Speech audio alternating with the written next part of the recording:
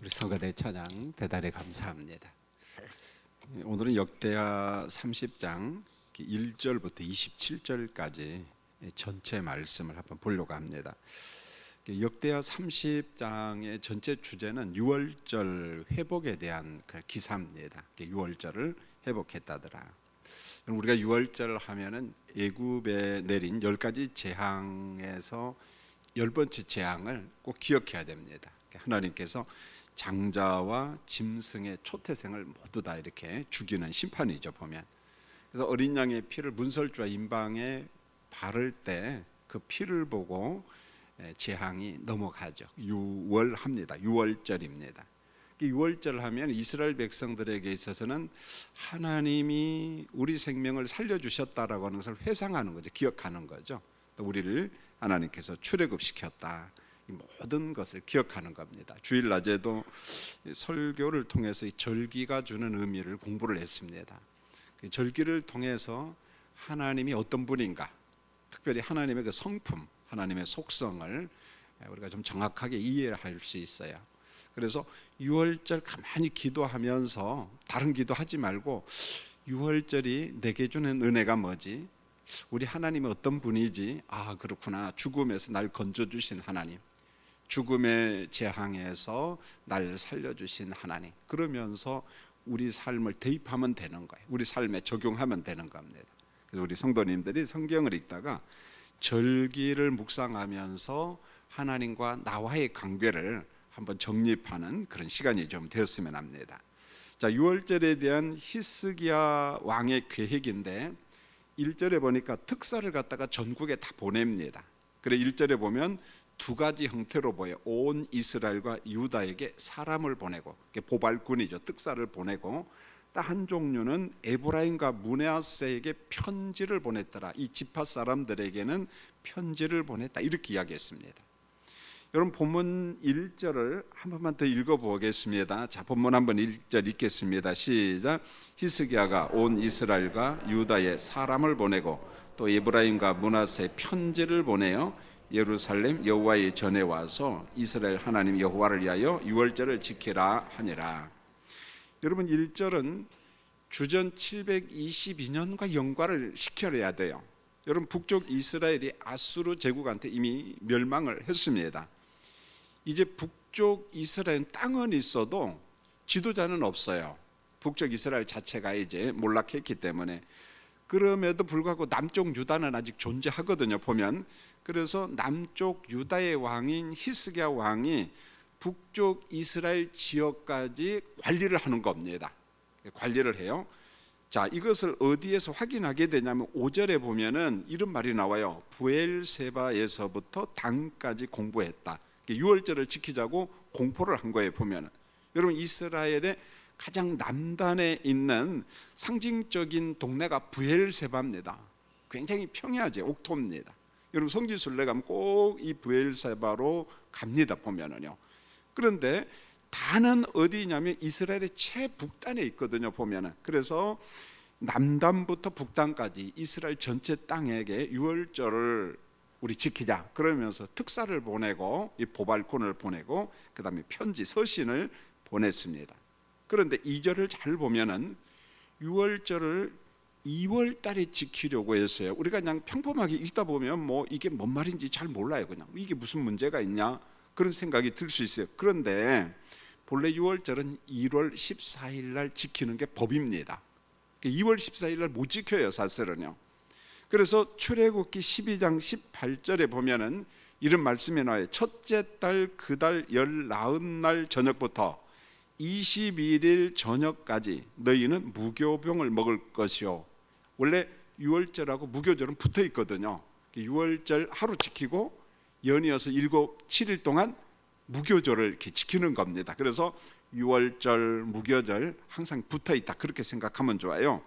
그런데 히스기야 왕은 1월 14일 유월절을 지키는 것이 아니라 2월 14일 한 달 후에 유월절을 지킨다고 합니다. 보면은 뭔가 사유가 있겠죠. 이유가 있지 않겠습니까? 함부로 절기 날짜를 바꾸면 큰일 납니다. 여러분, 북쪽에 그 여로보암이 절기를 임의대로 바뀌었다가요 하나님 앞에 엄청나게 혼납니다. 그럼 히스기야 왕도 혼나야죠.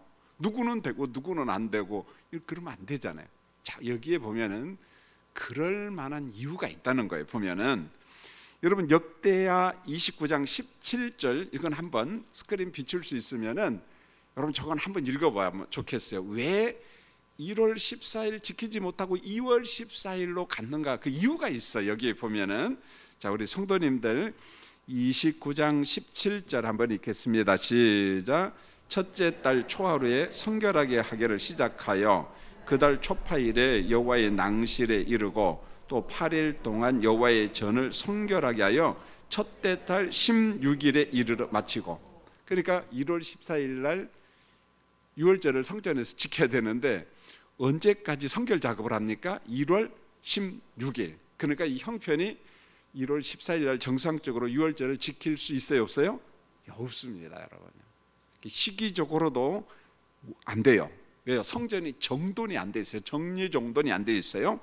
그 다음에 이제 오늘 3절 말씀에 보면은 이는 성결하게 한 제사장들이 부족하고 이런 구절이 나와요. 자, 이게 무슨 말이냐면 히스기야 왕 아버지 아하스 왕이 16년간 통치를 하면서 혼합주의자가 됩니다.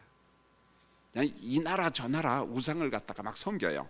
그리고 16년 동안 성전 문을 닫고 정상적인 예배를 폐해버렸습니다.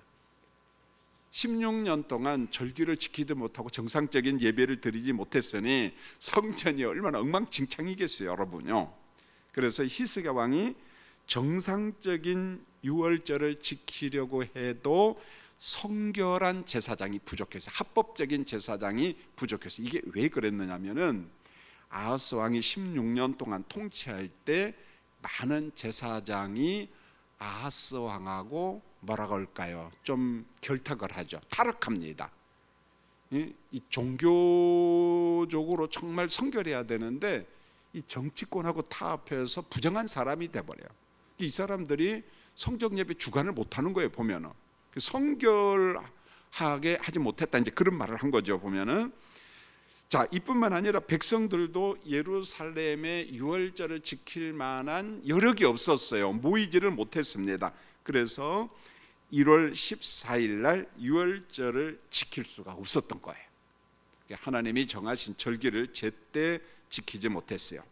자, 하나님이 정하신 1월 14일 유월절을 2월 14일로 변경한다. 사유 없이 변경한 불법이에요.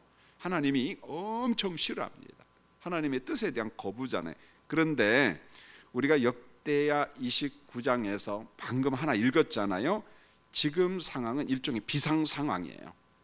모처럼 히스기야 왕이 돌아와서 종교 개혁을 하고 성전 회복을 하고 절기를 회복하려고 하는데 모든 게 제때제때 안 맞아 들어가요. 그래도 하긴 해야 되겠는데, 그래서 비상 상황에 1월 14일 대신 2월 14일 날 선택했는데 히스기야 왕의 혁신적인 구상을 하나님께서 허용을 해요. 하나님이 인정을 합니다. 그래, 이 상황을 내가 안다, 좋다. 하나님께서 허용을 하는 거예요. 이 정도 되면은 괜찮습니다. 그렇지 않으면 안 돼요, 여러분요.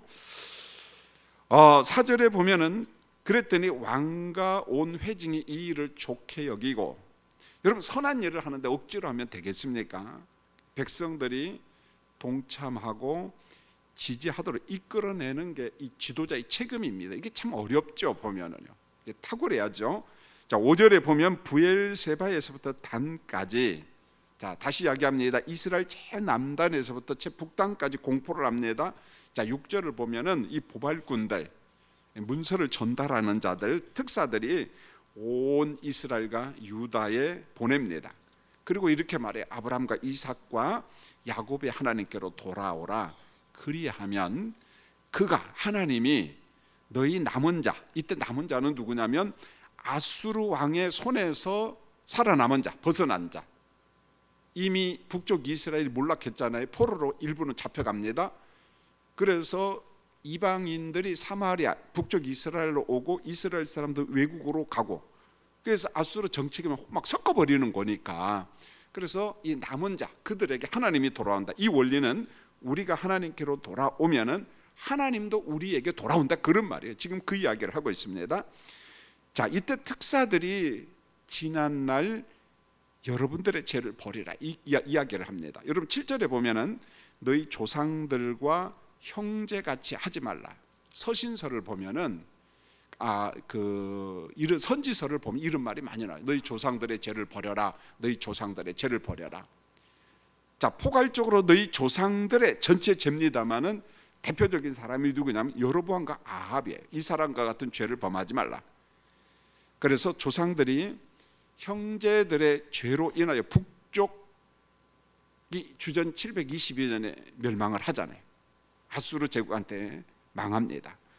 여러분, 부모 형제들이 막 포로로 잡혀가요. 오늘 성경에서 이렇게 말합니다. 멸망을 너희가 똑똑히 보는 바니라. 참 중요해요. 멸망을 여러분이 정말 똑똑하게 보지 않았느냐, 아수르 침략을 통해서 생생하게 보지 않았느냐. 자, 이게 오늘 우리 시대에도 적용할 수가 있는데요. 저도 전쟁을 경험하지 못했어요. 전쟁 후 세대이기 때문에. 그런데 전쟁을 경험한 사람들의 간증을 들으면은, 이야기를 들으면은 이 전쟁, 멸망을 경험한 사람은 전쟁하면 무서워합니다. 두려워합니다. 그거 일어나면 안 돼, 일어나면 안 돼. 그런데 전쟁을 경험하지 아니한 사람들은 전쟁을 낭만으로 생각해요. 왜요? 요즘 전쟁을 중계를 하니까, 여러분 러시아하고 우크라이나하고 이렇게 막 싸우는데 그걸 중계를 하잖아요. 막 미사일이 날아서 꽝 터지고 누가 몇 명 죽었다더라. 그 영화 보듯이 착각한다는 거예요. 여러분, 러시아가 막 우크라이나를 공격했을 때 처음에는요, 우크라이나 시민 운동이 막 일어납니다. 막 탱크를 맞고 쓰잖아요. 나가라 나가라. 그때는요 그게 통했습니다. 지금은요 그랬다간 다 죽여요. 몽땅 다 죽입니다. 여러분, 전쟁은요 인정사정이 없는 겁니다. 보면은요, 멸망을 너희가 똑똑히 보는 바니라. 이 말은 하나님의 징벌로서 전쟁 혹은 적의 공격을 통해서 고통당하는, 멸망당하는 모습을 생생하게 봤잖아요. 보면. 그러므로 조상들의 죄를 범하면 안 된다. 죄를 범하면 안 된다. 우상 숭배하면 안 된다. 그것을 지금 간곡하게 이야기하는 거예요. 보면은. 자, 그런 면에 있어서 우리나라 같은 경우도 좀 제발 좀 정신 좀 차렸으면 좋겠다 싶어요. 보면은 좀 여유롭게 살다 보니까 너무 무사태평하게 살아갈 때가 참 많고 긴장감이 너무 없는 것 같은 그런 아쉬움이 있어요. 사실은. 그러면 안 되는데요. 그 다음에 8절을 보세요. 너희 조상들과 같이 목을 곧게 하지 말라. 제발 좀 뻣뻣하게 하지 말라는 거예요. 9절에 보세요. 하나님께 돌아오면 사로잡은 자들의 땅에서, 아수르 땅에서 자비를 입어 돌아오게 한다는 거예요. 하나님께서 긍휼을 베풀어서 여러분들이 포로가 되고 어려움이 있지만 돌아오게 한다. 그 이야기를 합니다. 그러면서 하나님이 어떤 분인가? 하나님은 은혜로우시며 하나님은 자비로우시며 얼굴을 돌이키지 아니한다, 외면하지 않는다, 그렇게 이야기했어요. 우리를 외면하지 않는다는 거예요. 자, 10절을 보면은 이 보발꾼 특사들의 환경을 소개하는데 이렇게 말했어요. 유월절을 회복하자는 말에 북쪽 사람들이 반응을 보여요. 그런데 그 반응은 냉소적 반응이었어요. 냉소적 반응. 사람들이 조롱하며 비웃었습니다. 유월절을 회복하는 일이 참 어려웠다는 거예요. 개혁이라는 게 정말 어렵습니다. 가끔 가다가 정권이 바뀌고 새로운 대통령이나 지도자들이 뭔가 한번 선하게 해보려고 하면은요, 반드시 백성들의 거부 반응이 나타납니다. 그건 어김없어요. 그걸 뛰어넘어가야만이 되는데 그게 쉽지가 않대요. 왜요? 얼마 후에 또 투표를 하면 또 이게 눈치를 봐야 되니까. 그러다 보니까 제대로 이게 안 굴러가죠. 참 어렵다는 거예요. 보면은요, 여러분, 인간이 참 간사해요. 보면은요, 감사도 지속적으로 얼마 못 갑니다. 희망도 얼마 못 갑니다. 참 묘해요. 인간의 죄성이라고 하는 게. 자, 유월절을 지킵시다. 이게 하나님께서 너무 좋아하고 국가 회복인데 안 돼. 이 분위기가 냉소적이라는 거예요. 조롱합니다. 사랑하는 성도님들, 여러분 좀 그랬으면 좋겠어요. 누가 복음적인 옳은 것을 부탁할 때에는 내가 좀 미흡하고 부족하지만은 조롱하거나 냉소적인 반응을 보이지 말았으면 좋겠어요. 그래, 협조하겠습니다, 기도하겠습니다. 우리 교육자들이 요즘에 조금 어려움이 있는데 코로나19 환경이 조금 잠잠해지니까 이제 교회 와야 되잖아요. 그렇죠? 예, 아멘이죠. 여러분 왔으니까. 그래서 이제 권면을 해서 이제 오셔야지. 그러면은 그 분위기가 냉소적 분위기, 거기에 굉장히 정신적으로 힘들어합니다. 왜 그러냐면은 요 정도 되면은 안 그럴 건데 신앙의 연수도 계산하고 그분을 지금까지 지켜왔잖아요, 봤잖아요. 그런데 냉소적 반응을 보일 때 그걸 삭힌이라고 굉장히 힘들어해요, 사실은요. 예? 여러분들은 이렇게 한번 기도하잖아요, 보면은. 근데 교육자들은 그렇지 않습니다. 그걸 한 달, 두 달, 1년, 2년, 2년 반 동안 그런 환경 속에서, 그래서 본의 아니게 깊은 상처를 받고 있어요. 왜요? 교인들이 상처를 주고 있는 거예요, 지금요. 그러나 말은 못하는 거예요. 묵묵히 기도하는데, 여러분 기도해 주십시오. 한 300여 명의 성도들이 다 냉소적인 반응을 보이는 건 아니에요. 그러나 소수는 그 냉소적인 반응을 보일 때 교육자들이 굉장히 고통을 당하고 있습니다. 왜요? 저분이 정말 믿음이 있는가? 어디까지 정말 저분이 신앙인인가? 라는 그런 갈등. 그럴 때마다 아니야, 지금까지도 기다렸는데 괜찮아, 기도하면서 성령으로, 성령 안에서 그런 지금 고통이 있어요. 여러분들이 우리 목회자들을 위해서 좀 기도해 주시기 바랍니다. 그러나 조롱과 비웃음의 반응만 있는 것은 아니에요. 11절에 보면은 아셀, 므낫세, 스불론 지파 중에서 몇 사람이 스스로 겸손한 마음을 가지고 예루살렘에 왔어요. 여기 보니까 몇 사람이라고 이야기했어요. 근데 이게 좀 바뀌어요. 막상 닥치니까 더 많이 옵니다. 그러나 지금은 소수였어요. 몇 사람. 여러분, 몇 사람이 히스기야에게 용기를 줍니다. 분위기를 확 반전시켜요. 대단히 중요합니다. 그런 면에 있어서 우리가 예배 회복에 있어서 몇 사람, 나 한 사람, 소수가 대단히 중요합니다. 너무너무 중요하죠. 그 다음에 12절, 북쪽과는 반대로 유다 사람들은 특사들이 전한 말을 한 마음으로 준행. 한 마음. 자, 몇 사람? 북쪽, 남쪽은 한 마음으로 준행했다더라. 남쪽 유다 사람들이 유월절 회복에 동참한 것은 성경은 이렇게 말합니다. 여러분 12절 같이 한번 읽어보실까요? 자, 12절 보면 결국은 성령의 역사예요. 12절 읽겠습니다. 시작. 또 아하스 왕이 왕위에 있어 범죄할 때에 제가 29장 읽네요. 자, 12절 읽겠습니다. 시작. 하나님의 손이 또한 유다 사람들을 감동시키사 그들에게 왕과 방백들이 여호와의 말씀대로 전한 명령을 한 마음으로 준행하게 했더라. 여러분 여기 보세요. 유다 사람들의 감동시키사, 거기에 보면은 뭔 말이 나오면 하나님의 손이 유다 사람들을 어떻게 해요? 감동시키사. 하나님의 손이, 이런 표현이 나와요. 사실은 신약적으로 표현하면 성령이에요. 성령께서 남쪽 유다 사람들의 마음을 감동시켰더니 그들의 마음이 한 마음이 됐대. 연합이 되었어. 선한 일을 성취할 수 있었다는 거죠. 보면은. 자, 어느 때는 정말 몇 사람이 큰 힘이 되고 동기부여가 되고, 어느 때는 막 전체가 으쌰으쌰 분위기가 바뀐다는, 성령에 의해서 이런 일이 벌어났어요. 여러분, 유월절 회복을 위한 히스기야 왕의 열정은 정말 대단합니다. 13절이에요. 여러분 같이 한번 읽겠습니다. 13절이 신구약으로 해석할 때 참 중요한 말이에요, 이 말씀이. 자, 13절 한번 읽겠습니다. 시작. 둘째 달에 백성이 무교절을 지키려 하여 예루살렘에 많이 모이니 매우 큰 모임이니라. 자, 둘째 달 2월 14일 날 백성들이 무교절을 지키려 하여 예루살렘에 많이 모이니 매우 큰 모임이니라, 이렇게 말해요. 우리 목사님들이 되기 전에 강도사 고시를 봐요. 강도사 고시 볼 때 꼭 요 문제가 나와요. 뭐 시험에 나오는지 안 나오는지는 모르지만, 왜냐하면 여기 13절에 큰 모임이라는 단어가 히브리어로 카알이라는 말이에요. 이게 총회라는 뜻입니다. 총회. 그런데 이 단어가 헬라어로 바뀌면 에클레시아로 바뀌어요. 교회로 바뀌어요.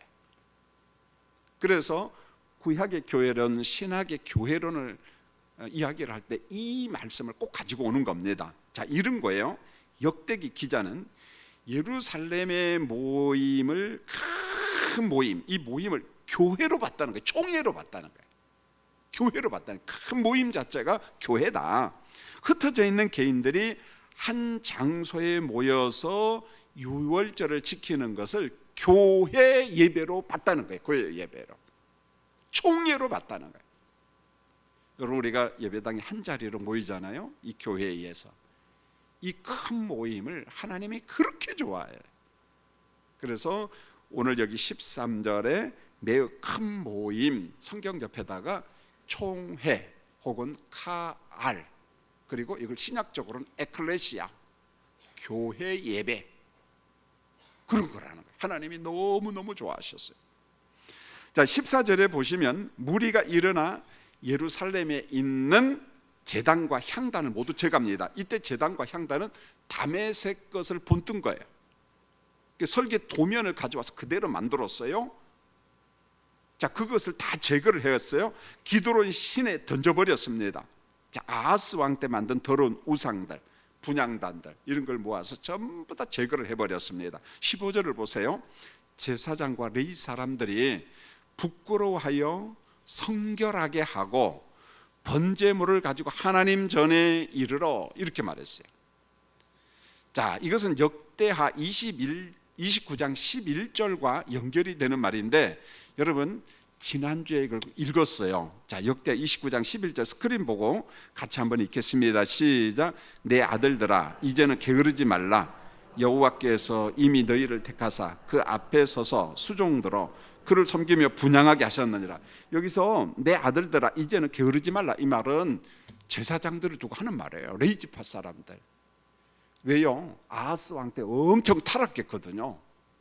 그러니까 히스기야 왕이 잘 알잖아요. 당신네들 그러면 안 돼. 우린 지금 3권이 분립돼 있잖아요. 왕, 제사장, 선지자. 그런데 왕이 탈선할 때 선지자와 제사장이 정말 왕을 잡아주고 나라를 잡아줘야 되는데 당신도 똑같이 타락했잖아. 그러니까 이러는 거예요. 이제 앞으로 그러지 말자. 앞으로 부끄러운 짓 하지 말자, 이 말입니다. 여러분, 아하스 왕이 성전을 닫고 정상적인 제사를 폐했을 때 사명을 감당치 못한 제사장들에 대한 일종의 뭐라고 할까요? 책망이죠. 이제 부끄러운 짓 좀 하지 맙시다, 이런 말이에요. 부끄러운 짓 좀.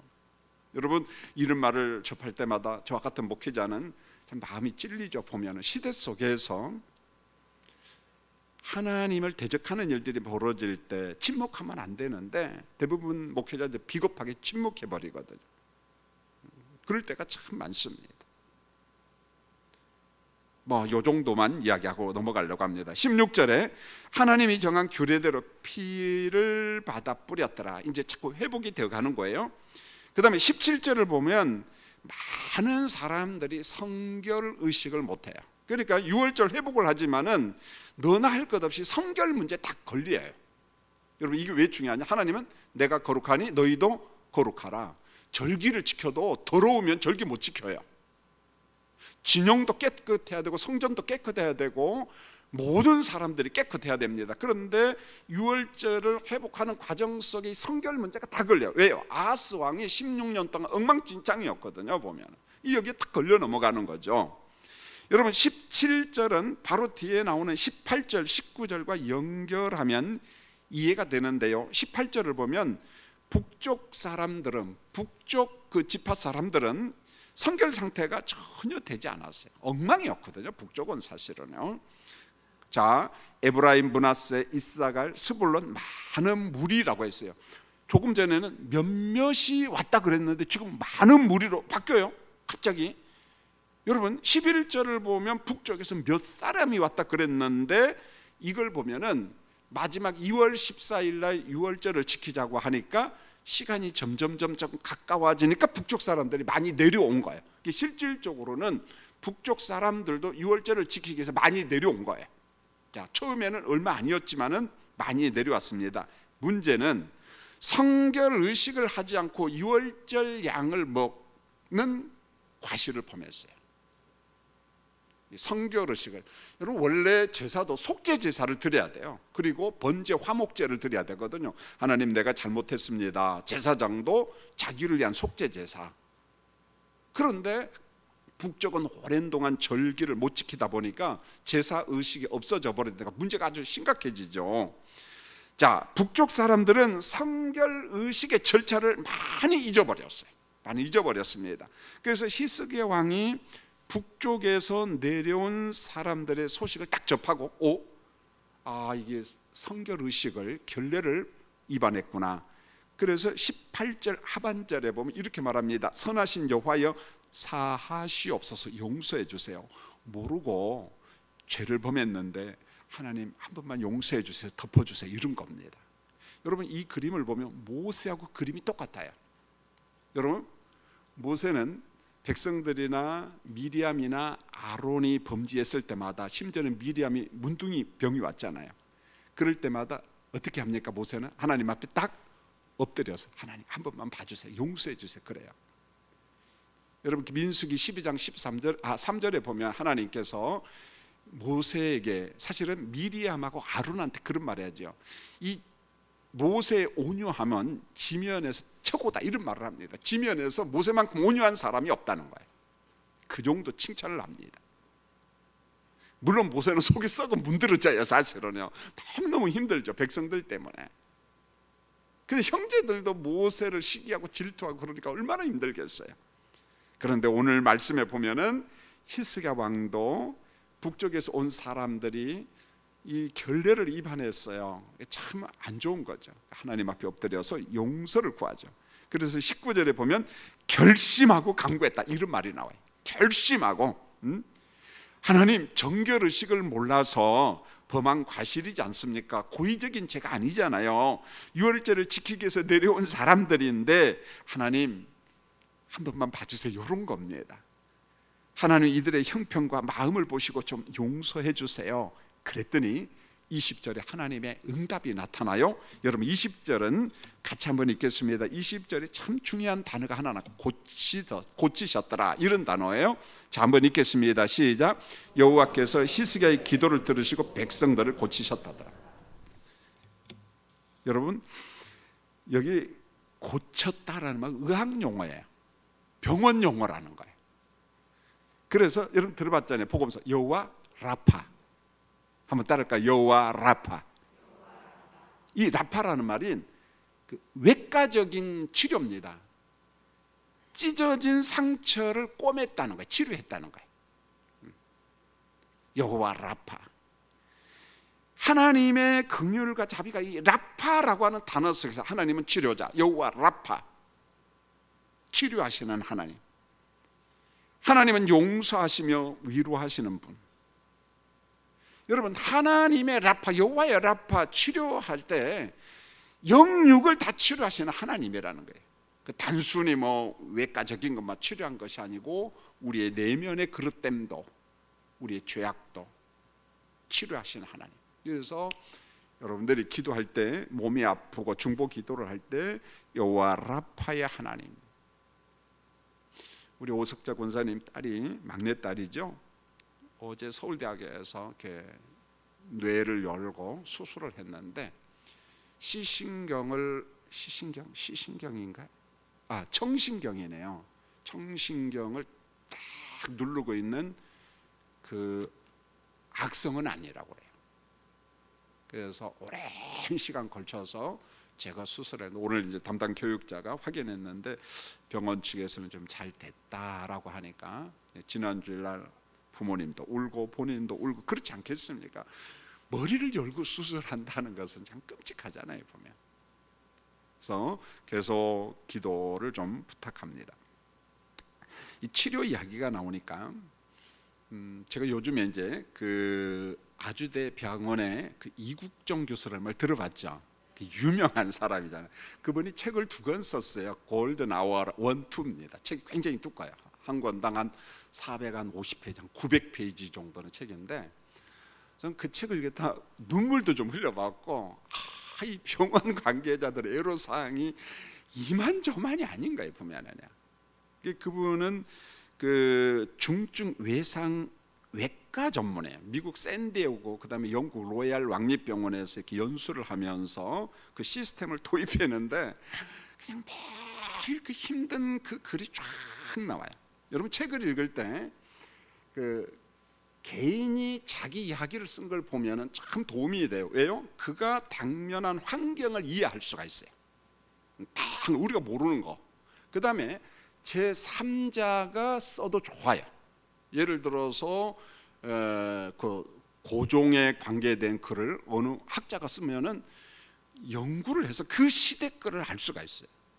제가 요즘에 나이놀드 리버라고 하는 책을 옛날에 읽었는데 지금 한 800페이지짜리 큰 책이 있는데 다시 한번 읽어보자 하는데 아주 폭넓게 미국이라고 하는 그 사회를 알 수가 있어요. 그래서 여러분들이 그런 책을 많이 읽으면은 식견이 굉장히 넓어져요. 왜요? 그 속에 그 시대의 아픔, 그 시대의 고통, 그 환경을 정확하게 기록해 놨어요. 이게 거짓말로 하면은 출판이 안 되죠. 보면 나중에 동료들에서 다 드러나니까. 여러모로 참 은혜를 받는데 그분이 이런 글을 썼어요. 이국종 교수. 이분이 아마 천주교 신자 같아요. 제가 보니까 기독교인은 아니에요. 자, 이런 글입니다. 제가 그대로 읽겠어요. 수술 시 혈액은 필수적인데 피의 주요 성분은 아직까지 인간이 범접할 수 없는 신의 영역이다. 이분이 외과 수술을 얼마나 많이 하는지 몰라요. 중증 외과 수술. 그러니까 죽음과 삶을 왔다 갔다 하는 거예요 보면은. 그런데 자기가 수혈을 할 때마다 어떤 사람이 살아나는 거예요. 그럴 때마다 질문을 던지더라고요. 이 피가 뭐야? 모른다는 거예요. 성분을 모른다는 거예요. 그분은 이렇게 썼어요. 인간이 범접할 수 없는 신의 영역, 하나님의 영역이라는 거예요. 그 말 외에는 할 말이 없다는 거예요. 자, 그러면서 그분이 또 이런 거예요. 수술은 의사가 한다. 외과 의사가 한다. 치료와 회복은 하나님의 영역이다. 그러면서 전문 용어를 썼더라고요. 자, 환자가 어떤 경로를 타고 회복되어 갈지 우리는 알지 못한다. 치료 효과를 높이기 위해서 싸우고 있다. 그러면서 이분이 피값이라는 말을 써서 그 피값이 뭔지 처음 보니까 모르잖아요. 그래서 찾아보니까 일종의 확률이에요. 확률. 피값이라는 말은 영어로 보니까 probability value라는 말을 썼어요.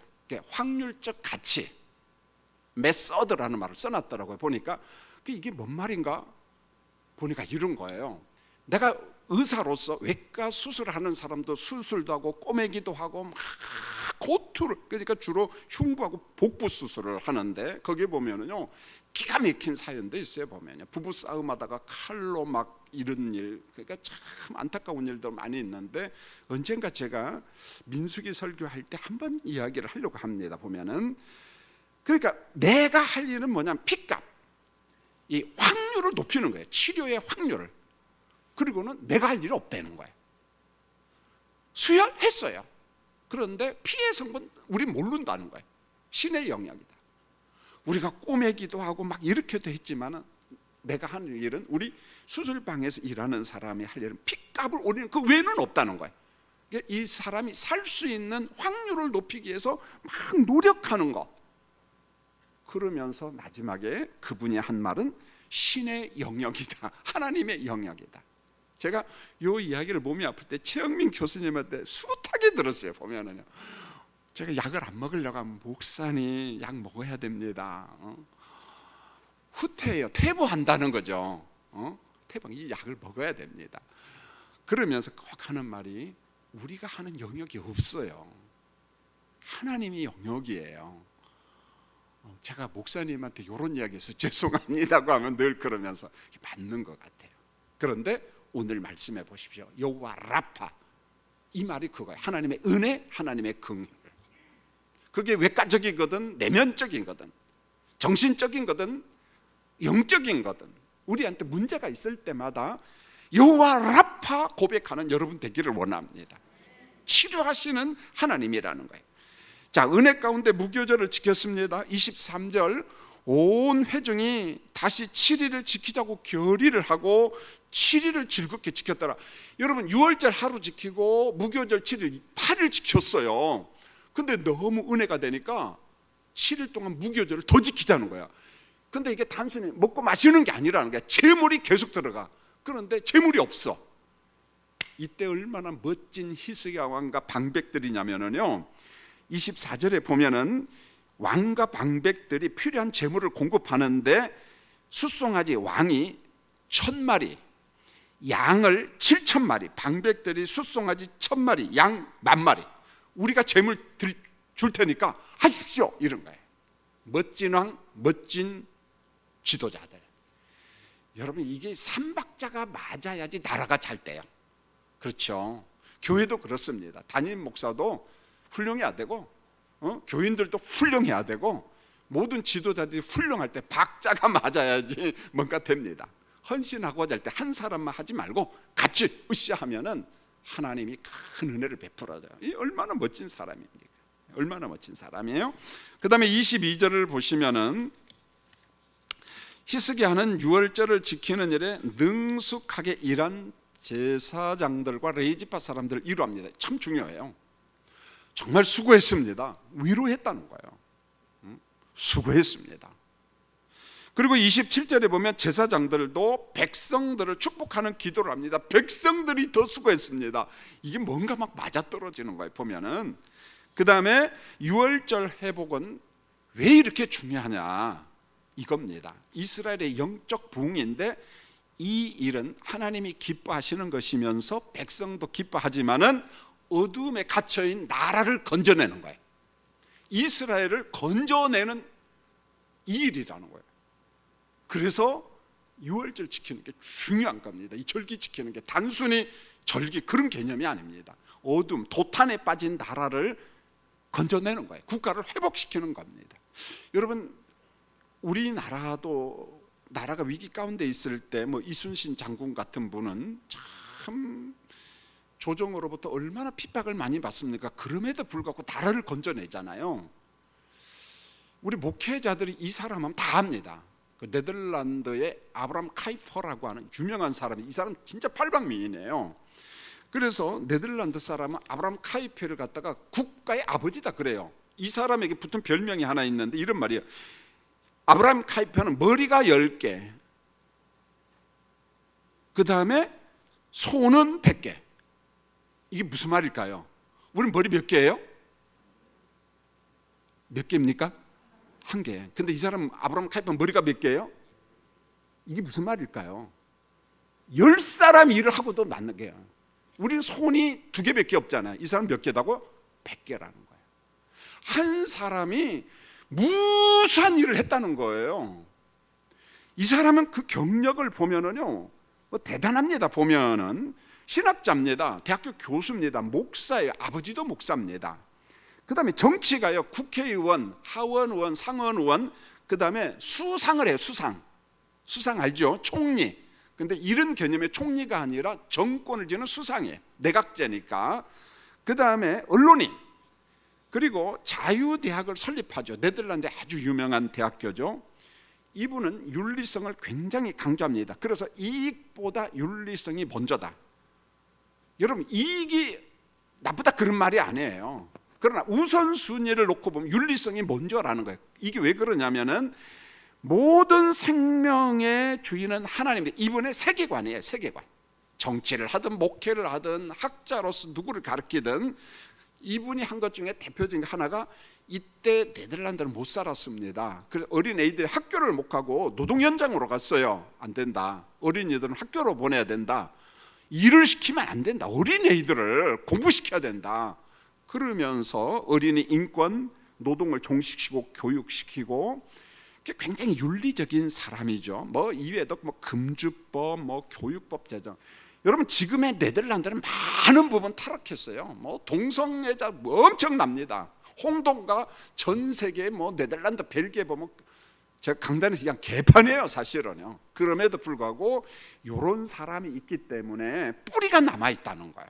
개혁의 뿌리가 남아 있습니다.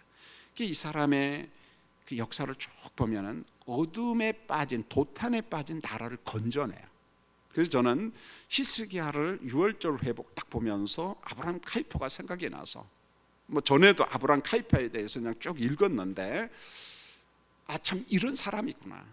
여러분, 우리나라도 어느 회사도 위기에 빠질 수 있습니다. 그럴 때마다 건져내는 지도자들이 우리 예수 믿는 사람들 속에 좀 많이 나왔으면 좋겠어요. 여러분 가정도 흔들릴 수 있어요. 위기에 빠질 수 있어요. 그럴 때 여러분의 어떤 자녀, 그가 우리 가문을 일으켜 세울 수 있는 여러분 그런 자손이 되도록 여러분 기도해 주시기를 예수님의 이름으로 축원합니다. 여러분 오늘 설교 결론입니다. 여러분 역대기는 포로 귀한 백성에게 이야기하는 거예요. 그래서 귀감의 임무를 내세우는 거예요. 자, 포로에서 돌아온 이스라엘 백성들아, 히스기야를 본받자. 우리도 히스기야처럼 한번 살아보자. 그러면 국가가 위기에서 벗어난다는 거예요. 여러분, 우리도 히스기야를 좀 본받았으면 좋겠어요. 그래서 여러분의 가정도 회복되고 여러분의 일터도 좀 회복되는 놀라운 기적이 일어나기를 예수님의 이름으로 축원합니다.